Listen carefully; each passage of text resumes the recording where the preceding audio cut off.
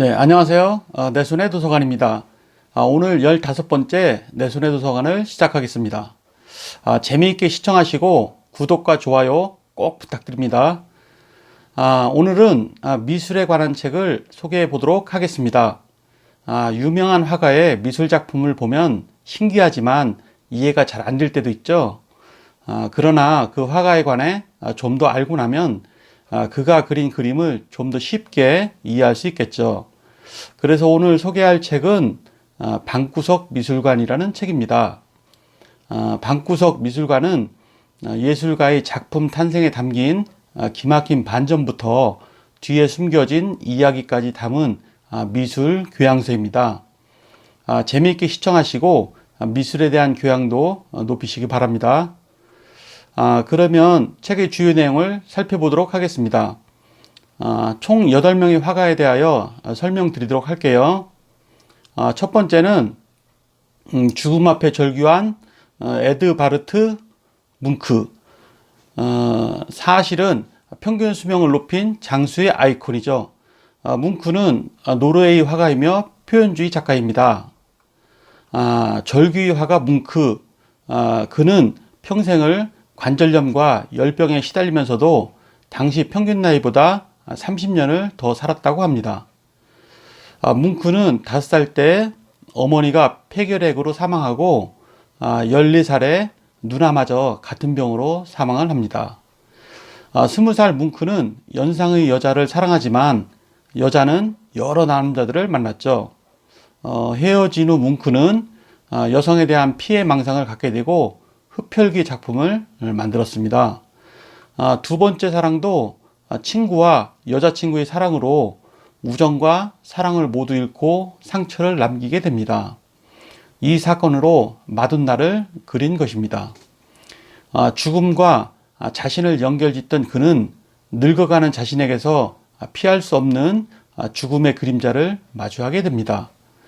시계와 침대 사이에 있는 자화상은 세상을 떠나기 전 홀로 집에서 그린 그림입니다. 두 번째, 미술계의 여성혁명가 프리다 칼로. 프리다 칼로는 멕시코 화가이고요. 알고 보니 원조 막장 드라마 주인공. 프리다가 원조 막장 드라마 주인공이 된 데에는 그녀의 남편 디에고에게 책임이 있습니다. 고통의 여왕이라 불릴 만한 그녀, 프리다 칼로. 그녀는 오른발 소아마비였으며 18살에 버스 사고로 골반뼈가 심하게 부러져 아이를 가질 수 없게 됩니다.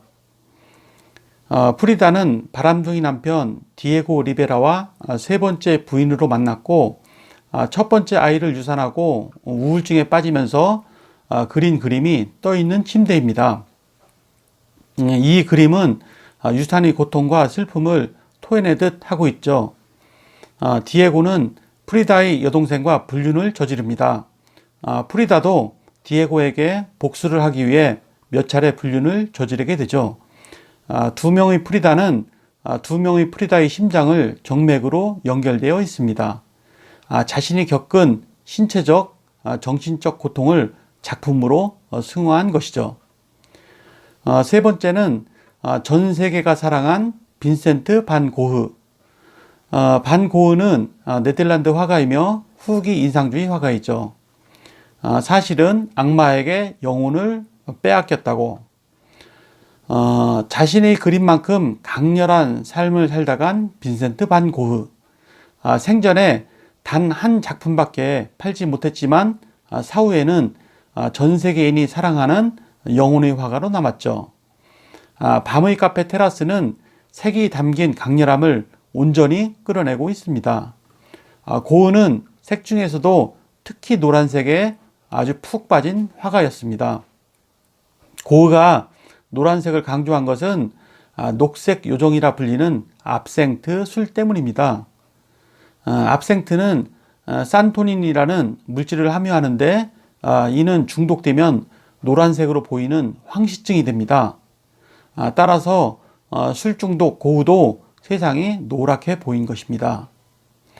점차 중독으로 정신착란과 귀를 막아도 들리는 환청으로 결국 본인 귀를 잘라버리게 됩니다.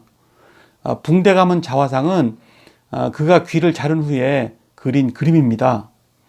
까마귀가 나는 밀밭은 그의 마지막 작품입니다.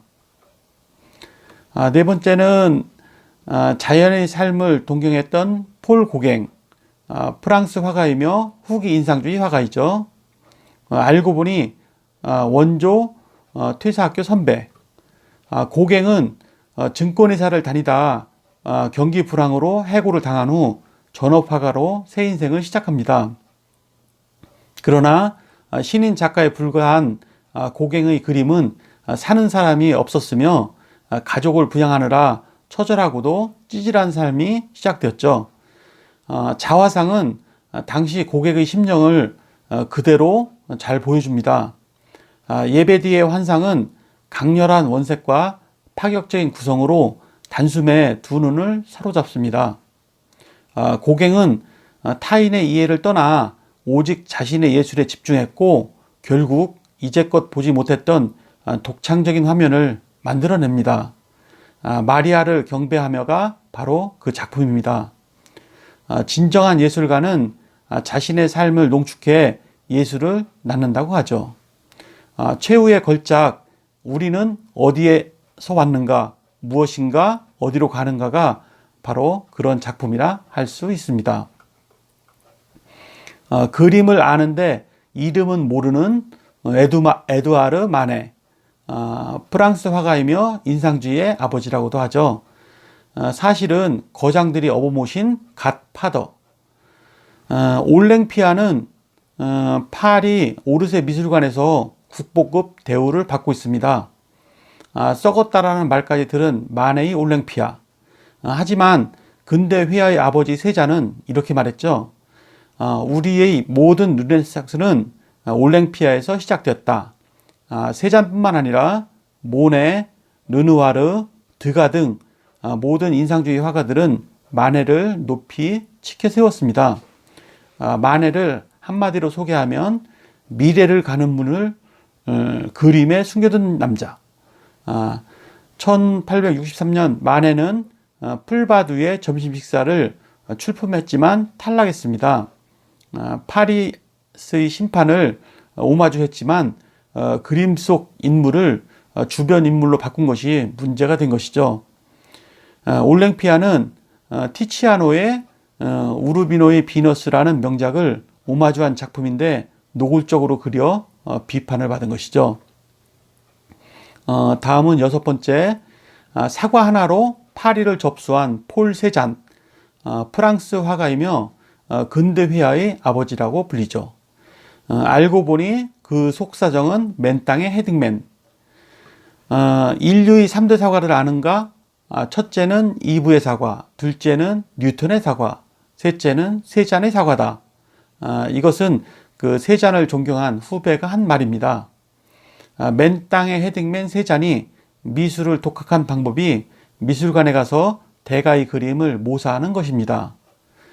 모던 올랭피아는 마네의 문제작 올랭피아를 세잔식으로 업그레이드한 작품입니다. 세잔을 이해하기 위한 핵심은 자연의 본질과 조화와 균형입니다. 사과와 오렌지는 사과의 겉이 아닌 속을 통찰했죠. 색과 형태의 엑기스만을 그렸습니다.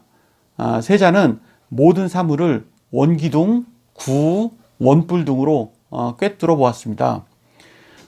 사과와 오렌지에서 사과는 구, 주전자는 원기둥, 오렌지 그릇은 원뿔 모양이죠. 대수욕도는 그가 사망하던 해의 작품입니다. 완벽한 조화와 균형을 갖춘 인물화, 그리고 핵심은 삼각형이죠. 그리고 일곱 번째, 20세기가 낳은 천재화가 파블로 피카소, 스페인 화가이며 입체주의 대표 화가이죠. 알고 보니 선배의 미술을 훔친 도둑놈. 천재 피카소는 앙리 마티스의 아이디어를 슬쩍 훔쳤다고 합니다. 야수주의 리더 앙리 마티스, 입체주의 리더 피카소, 실제 둘은 같은 시대, 같은 공간에 살고 있었습니다. 둘의 관계는 세기의 대결이었죠. 마티스는 그림의 모델을 자기 부인을 쓴 모자를 쓴 여인을 파격적으로 선보였죠. 세잔, 고갱, 고흐의 작품에서 힌트를 얻어 자연의 색이 아닌 자기 색을 표현했습니다.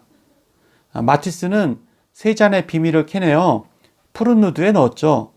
이것은 세잔의 대수용도를 떠올립니다. 피카소는 세잔이 남긴 유산 중 형태에만 집중했습니다. 마티스의 연구 과제를 빼앗아와 아비뇽의 처녀들을 그린 피카소. 이는 마티스에게 결정타를 날리게 됩니다. 마티스의 후원자들이 등을 돌려 피카소의 그림을 구입하기 시작한 것이죠. 마지막 8번째, 순수한 사랑을 노래한 색채의 마술사 마르크 샤갈. 러시아의 화가이며 판화가이죠. 사실은 미래를 나눈 또 다른 사랑이 있었다.